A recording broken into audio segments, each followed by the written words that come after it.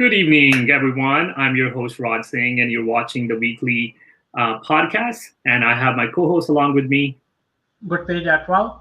Thank you, Gurtej, for being with me tonight. And guys, as you can see, we have our guest tonight with us, and I wanted to give a introduction. But first of all, I want to say it's our honor to have him on our show today because he actually does not require an introduction. He is I would say, if a lot of folks that they are politically informed that are one of the Indian person back in 1950s that was in the Congress, that was Dilip Sant. But after that, if anybody names comes in the Central Valley or California, or I believe it would be right to say in the entire United States, it would be Tejman, who ran for first time in city council in Yuba City in 2002. So he is sitting with us tonight, and it's our honor to have him. So I would like to welcome him and share some journey about himself with us and with the audience. Thank you. Thank you, Raj. Thank you. It's an honor to be here, and I appreciate the work you guys are doing, providing me a stage and being able to share some information with your viewers. Thank you. Thank you very much, sir. So sincerely appreciate that. So we all know you, but yeah, let's for some of the listeners who may be wondering about your journey. So from where you started and till date, let's please share some more about you. Okay, well, I'll give you. Hopefully, I don't bore too many people, but I was born and raised in India, Punjab, Batinda district. Now it's Pansa. I was born in 1961. Went to local schools there and spoke Punjabi, Hindi, and I grew up in our typical village life with parents in the village farming community. We moved to America in January 1975. Like all of us, didn't speak a word of English like most, especially back then. Nowadays people are a little better equipped to come into the States and function. Back then, we came from the village. We were just awe and shocked with where we are at in America, and so we have a steep learning curve when we get here.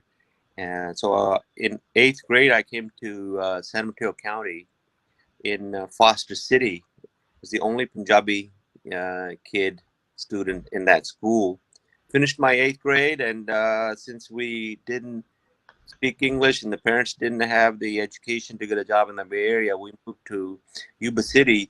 Yuba City is a ag community, and back then was one of the very few communities where we had a decent sized population from people from Punjab. So it made the transition easier. Parents were able to work in the farms. We were able to farm, make a living. There were other Punjabis living there, welcoming. And so started Yuba City High School. Was at Yuba City High School for 4 years. After that, got accepted to UC Davis. Went to Davis for another 4 years, and worked odd jobs with the state and so forth, and finally got my job in my field, which is environmental health, which deals with restaurant inspections and well permits, septic permits, gas stations, underground tanks, schools, landfills, typical environmental health work. So I did that for 32 years in Yuba City, in Yuba County. Actually, it's in Marysville. That gave me, as you grow, gave me an opportunity to be more involved in our community. Initially, from about 75 to 80, or even early 80s, there was a very small population, Punjabi-speaking population in here in America. We didn't really have the culture, the music. We didn't have TV shows. We didn't have the festivals. We didn't have these big weddings. We didn't have a lot of Gurdwaras. Uh, we, first Gurdwara, I mean, first Gurdwara is in Stockton, built in early 1900s. But after that, second one was here in Yuba City, built in 1969. So you can imagine there weren't a lot of places to gather. But even the Gurdwara, you go with your parents as a kid, and then um, Sunday program. That was about it. All the weddings back then were taking place back in Punjab. Everybody, as you became a marriage age, you went back to Punjab and got married. And so really didn't have much interaction. You were becoming more Americanized quickly, assimilating into the American culture. And it was great that quickly you become accustomed to the customs and culture here, and so you can get the most benefit of the America. It was bad that you're forgetting your, uh, you're losing your culture. But those of us that were hungry for, starving for our culture, when the migration picked up in the mid '80s, especially after 1984, as we started getting more and more people, especially in the valley, in places like California and Yuba City and so forth, people started coming from India with experience who would start a TV show here. Maybe they were in college in India. They did cultural programs. They would start festivals here, the radio shows. And as more and more population grew, we started having more programs here. We started having weddings here.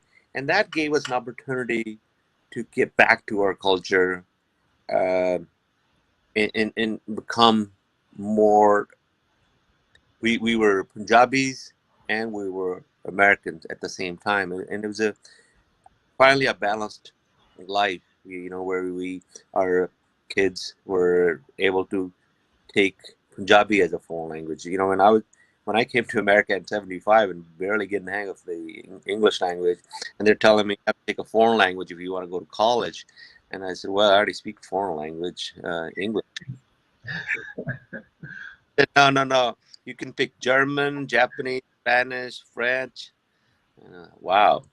So I took Spanish, and here I am just, God, I'm just going to be just learning languages all my life. First couple of years learning Punjabi, then Spanish, so I can go to college. Did that, but now it's nice. Schools offer Punjabi in the valley.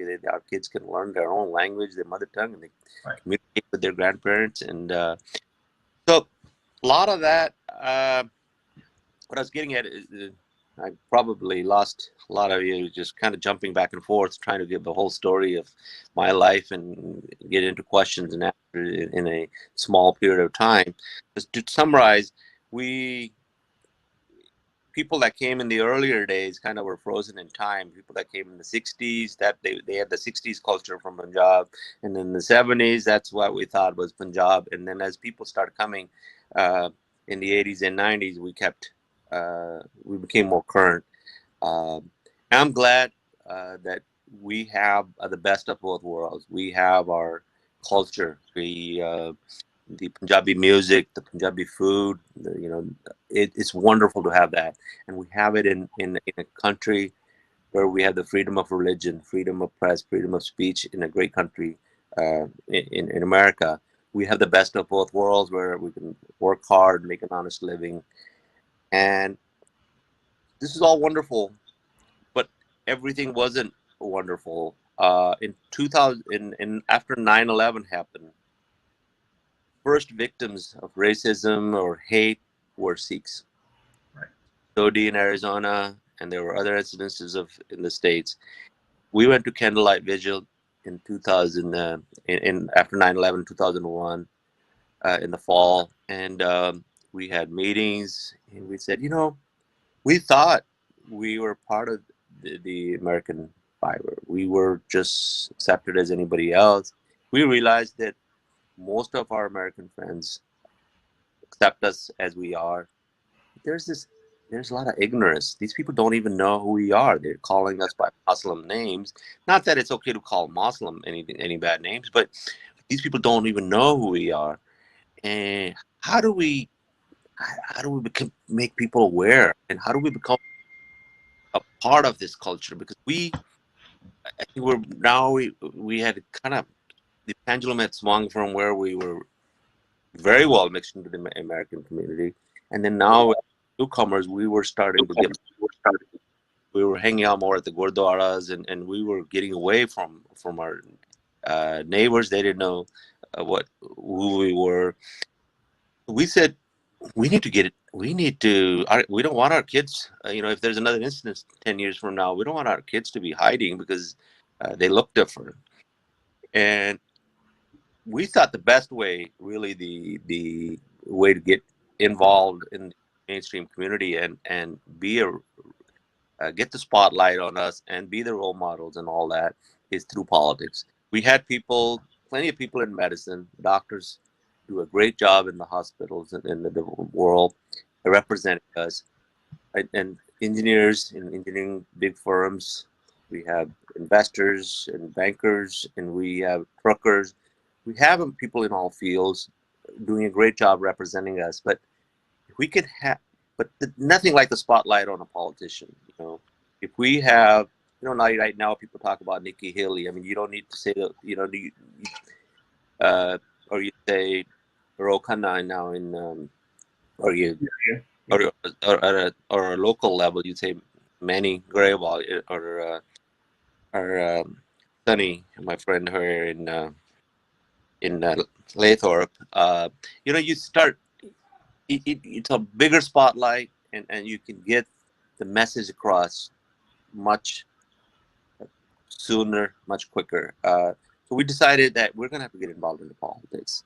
I know once one of us gets involved, people will follow, and if we're successful, I don't see it as a huge news that one day somebody from the Sikh American community becomes a president. Right now, I mean, that day, people, you couldn't say that, what I just said. You couldn't say that because people would laugh at you.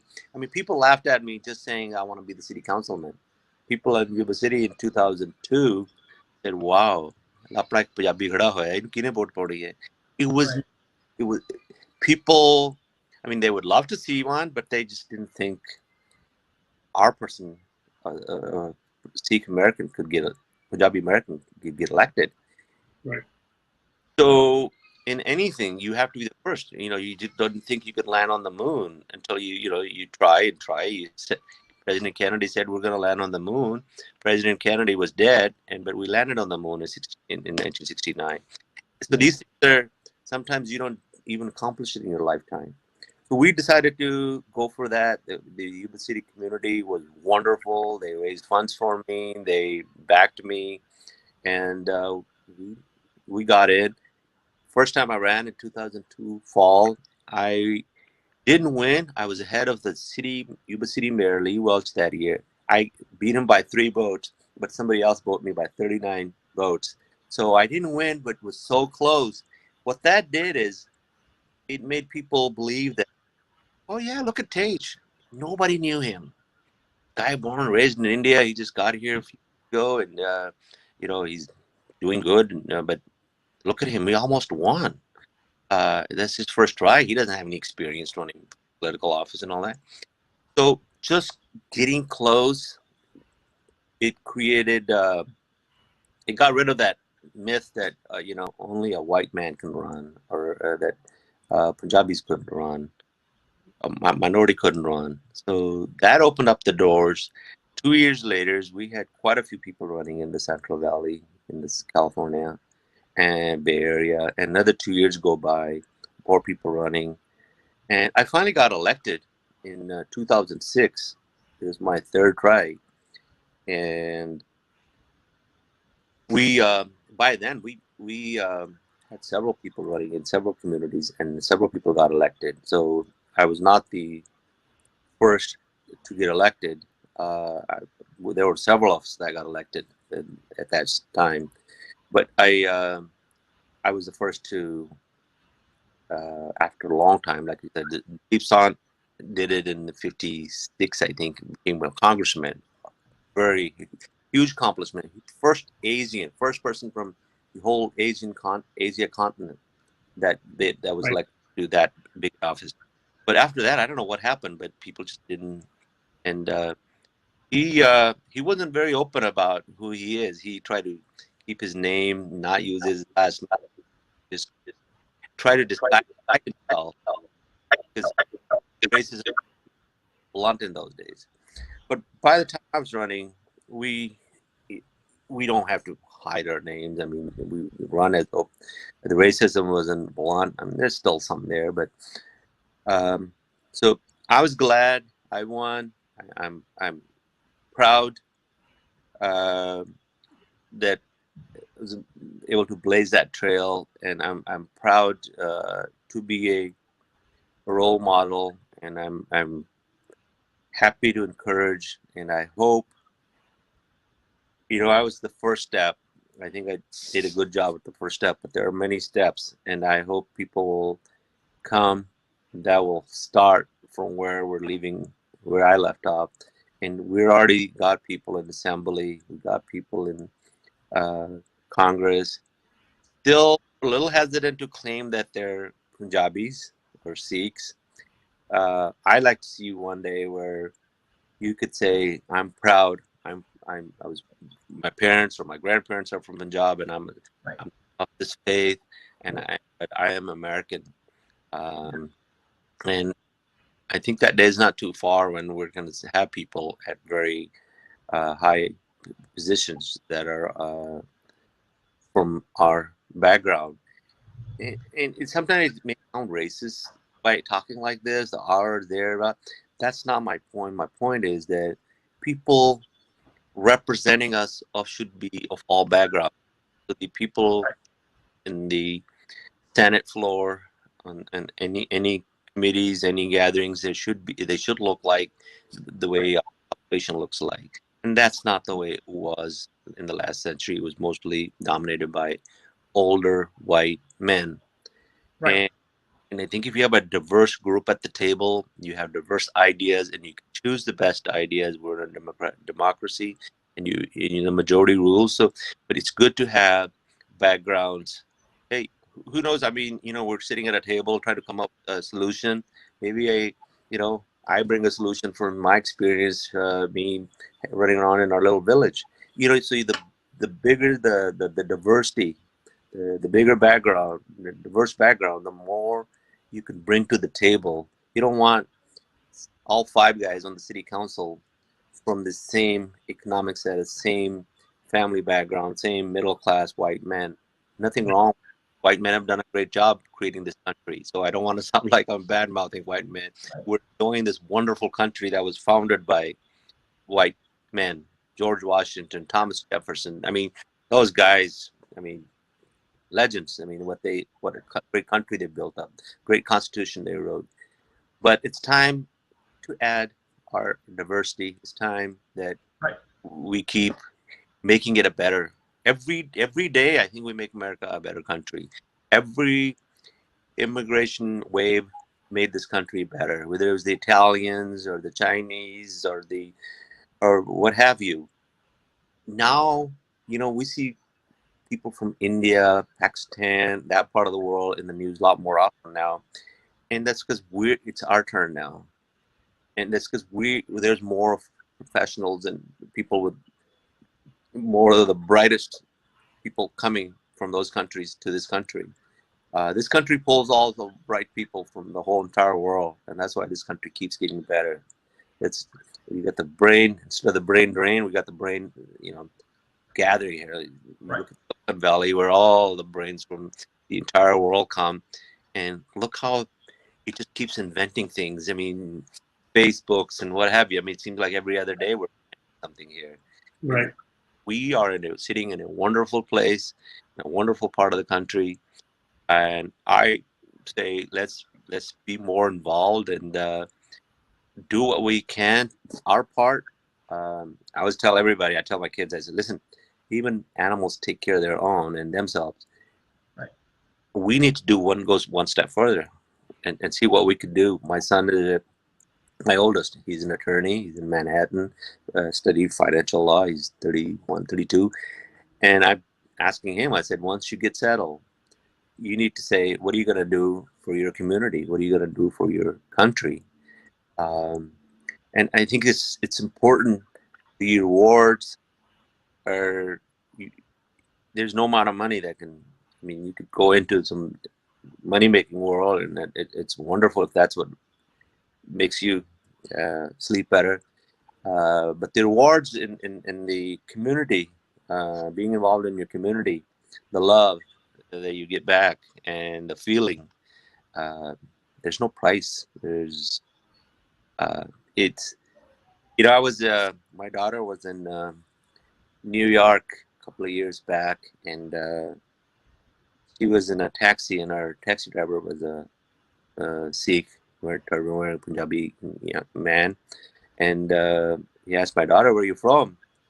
She goes, "Oh, I'm from Yuba City." She goes, "Oh, do you know?" He goes, "Do you know Tejman?" And my daughter is just like, "Wow, this guy knows my dad." I mean, or I'm just her dad, no, but nothing special. But him saying that to her, it was just, what, and the guy wouldn't accept money from her. I mean, here she is in a strange part of the world she's not, and here's a guy giving her a free ride. Right. So that's, it's wonderful. Yeah, no, we want to thank you, Tejman. So because you chose to be in the policy making or just to explore the journey for spreading awareness, but there was a triggering point that allowed you, or that thought came to your mind. So this month we are celebrating Vaisakhi, so as a Sikh appreciation and awareness month, so trying to express or trying to spread information, because yeah, you touched a main point at 9/11. So in March 4, 2011, so in Elgrove, two Sikh turban-wearing gentlemen, they were murdered. Then on August 5, 2012, in Wisconsin Oak Creek, six turban-wearing men, they were murdered. Because those were the things, because of misinformation, misidentification. So you chose this route to follow the policy making, to spread awareness, to share the values who Sikh are. So if they will learn, so if you're on the table, you will be making decisions, you will be bringing some points, they will be able to learn. So what is his thought process, from where this person is coming. So we all appreciate you for choosing this path just to spread awareness and information. So now I'll take it back to Raj. So no, great, like what Tej said, and thank you, Tejman, for sharing your whole journey from how you came from India to get into a Davis University, which is a huge deal. I actually want to focus and point that out. Even though right now it's a huge deal when you get into a UC Davis, it's not anything simple like, oh yeah, apply for it, I get it. It requires for your commitment, determination, and you need to be intellectual. And back in that time, it was a huge deal that you graduated from there. And a huge deal. And a lot of my parents' friends were discouraging me from attending. They say, well, if you fail, then he'll be discouraged and all and so on. But you know what? We all have it in us. Believe me, I'm nothing special. Believe me, when I was in, India ਪਿੰਡਾਂ ਦੇ ਵਿੱਚ ਮੇਰੇ ਵੀ ਕੰਨ ਫਟਾਉਂਦੇ ਸੀ master, because we when I was in 8th grade in Punjab, when I knew I was going to America, all my friends were going, what are you going to do in America, man? We're all flunking English here. We were taking English as a second language in Punjab. And we're, how are you going to speak? How are you going to learn? I said, well, I don't know. Parents are going, so we're going. I didn't have any special education. I grew up in a village. If you look at a lot of our doctors, engineers, you look at their backgrounds, they didn't go to some private school in Chandigarh or Delhi, okay? Right. Grew up in our villages. You guys are younger, but back in we used to sit on a bori, that's a sack, and then we used to, instead of having notebooks to write on, we had this wood, and then we used to put a little clay thing over it, right, and then write on that, and then lunchtime we would clean, poach it, patti poach ke, school. We did that. That's my background. You don't have to come from a certain background. Your parents don't have to be some highly educated set of parents. That my parents, my mom, they still speak broken English. We still have same issues. All of us do. We have personal issues. We have social issues. We just need to be driven. We need to care. We need to be involved. The rewards are there. This is really a wonderful, wonderful country. People are wonderful. When you go out and they run for the office, you're going to meet so many wonderful people, so many people willing to help you, work on your campaign. We get the credit, but there's a lot of people involved. Tejman became the councilman, but Tejman doesn't do it by himself. There's a team. There was people that helped him. and I can never thank them enough. We get the credit, you know, Tej Mont, first guy to run for an office, first councilman. We were just doing a little bit, whatever we can, along with the rest of the community, and it does give you this burden on your shoulder. Now you've got to behave. You have the spotlight on you. You know, you're all, so you have to be a good person and be a role model in your community. But I'm telling you, it doesn't take a super genius, which I'm not. It doesn't take a hardest working person. Just a normal, just staying out of trouble, staying out of drugs, alcohol. You know, just a normal, good family life. You know, just try to do what's the right thing to do. Doesn't happen overnight. Doesn't happen in a day. My first 2 years in high school in America, I was still learning English and flunking simple classes like pre-algebra. My last year, by the time I figured it out and got the hang of it, I was acing calculus and physics and biology and chemistry and taking all these classes and getting accepted to Davis. And the same thing at Davis. First, it was a struggle. It was still, because we have to learn from the beginning where people that you're going to school with, they're born here. A lot of that they already know through movies and so forth, the culture and history. We don't know any of that, but we can learn it. And I'm an example sitting right in front of you guys. It doesn't take a special genius. Any ordinary guy that's willing to work, put in their hard work. Not that hard either. I enjoy fun. I mean, I'm watching movies, listening to music. I love Hindi songs, Rafi, Kishore, Mukesh. I love Punjabi songs, all Deep Manik, and you know, you name it. I'm listening to that. I'm listening to the Bee Gees and Mick Jagger, Rolling Stones. I mean, the more we know, the more we get to enjoy movies. It's a wonderful life. We really are in a great time, guys. We're sitting in Northern California, especially the Central Valley. We're sitting in a great place. They say we're all, when you're a minority, you're all role models. When they meet you, oh, I know an Indian guy. I say, Rajdeep, yeah, I know a Punjabi guy. A nice guy. So then you represent and when you do something bad, then you also say, man, I hate those guys. I know this guy. He's just a terrible guy. We all are role models. We all represent our community, and let's make it good for let's make it easier for our fellow countrymen who are coming here and becoming part of this great. And just one last thing that I wanted to actually connect and want to know, what do you think and what can you advise on this? So as we mentioned, you have an education from American University here, then you stepped into a state jobs, and then from there you went into a public office. So how much does that play a role for you to assimilate and understand and comprehend things among when you're sitting with the 4 other council members? They have a diversified background. They've been to these universities. And how much do you think the education plays the role in that?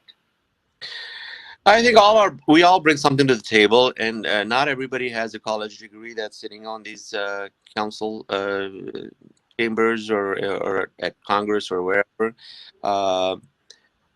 We all bring something. I think the ability to have to reason is what it takes. You know, I was always working full time in my career when I did the city council, because this is a part-time job. It's not a my pay was $500 a month. Some of my friends would say, "Oh, councilman," and then they say, "How come you have an ordinary house?" I said, "Well, I'm just an ordinary average guy. I have an ordinary average house. I didn't hit the lotto, but it pays $500, and I probably spend that on phone and coffee meetings and all that." There's really, it's not to make money. And money, one thing sometimes when we immigrants, sometimes we really lose that the whole concept of what money is.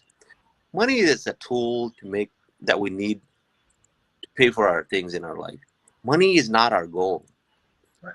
And And I think we need to be reminded. We knew that when we were growing up in our villages, that money is, yeah, we need it, but that's not our goal. Sometimes we immigrants forget that, and because we had zero or we had negative, that we make it, that's everything to us. Money, money, money, money, money. Working double time, buy more stores, buy more gas stations, right? Buy whatever, just make more money. We need to. We got it. We got that now. We are better off than average American is financially. Now let's start enjoying life. Let's start becoming part of the communities, and let's come home and see our kids, and let's help them uh, go play, local sports. Kids get your kids involved. Go to their games. Enjoy life. Money is only a small part of life. Don't end up with a bunch of millions of dollars and nothing else at the end of your life. Uh, that won't get you anywhere, because then when the call comes upstairs, you got that sack of money there and nothing else. You don't want to end up in that. So uh, politics, any community work, you're going to lose money. You're not going to make money, unlike in India where politicians make. You lose money, but you gain so much love from the community that it makes it worth it. And you could do these things. You could be on a planning commission, park commission, any community organizations, uh, and make a difference in your community. You don't have to give up your 8 to 5 job. People, they have their 8 to 5 job, or some work in different shifts, but they're involved in politics at all levels. So Right. Yeah, no, Thank you so thank much. you. Take away this point. Yeah, money should not be your goal. Education should be your goal. So for any community to uplift a community, especially for the minority community, education is the only thing that will take you further.